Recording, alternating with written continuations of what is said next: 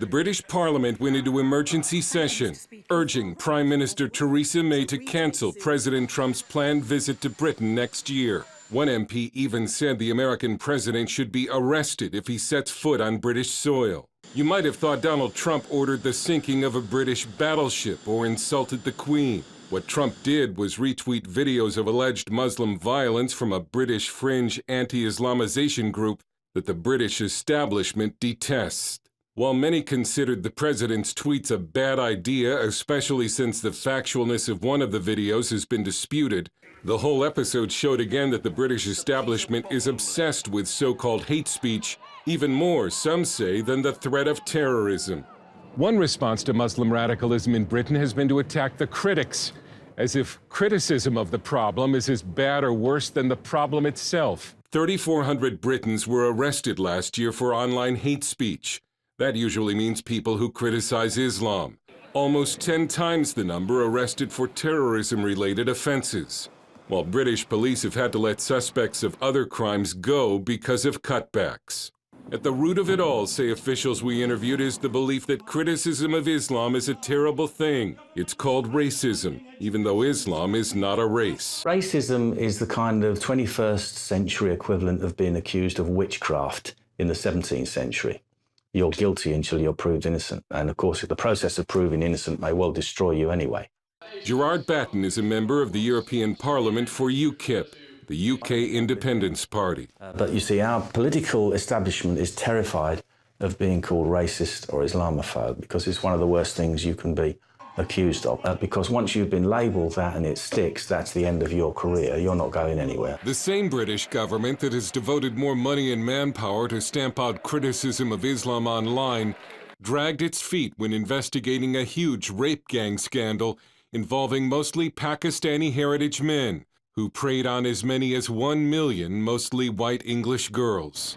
The same government continues to allow the existence of Sharia courts and has hosted radical Islamic events on government property.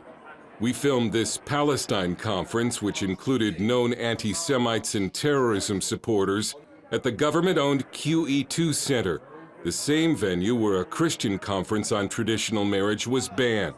The other Trump tweet that miffed British leaders was when he told the Prime Minister she should care more about the terrorist threat facing her own nation. Then police this week uncovered a plot by Islamic terrorists to blow up 10 Downing Street and kill Theresa May. British police and MI5 are said to be monitoring 20,000 potential terrorists. There have been 5 terror attacks in 2017 alone that have killed more than 30 and injured hundreds. Every day I fear another terrorist attack. Raheem Kassam is Breitbart London editor-in-chief and author of No-Go Zones. This is the new normal for us. Every day I wake up, check my phone and see where the latest terror attack has been. And yet we're still pulling this pillow over our head saying, la la la, we can't hear you, we can't figure it out, nobody knows what's going on. Peter McIlvenna, an aide to Lord Pearson in the House of Lords, called the amount of time the British government spent debating President Trump's tweets madness.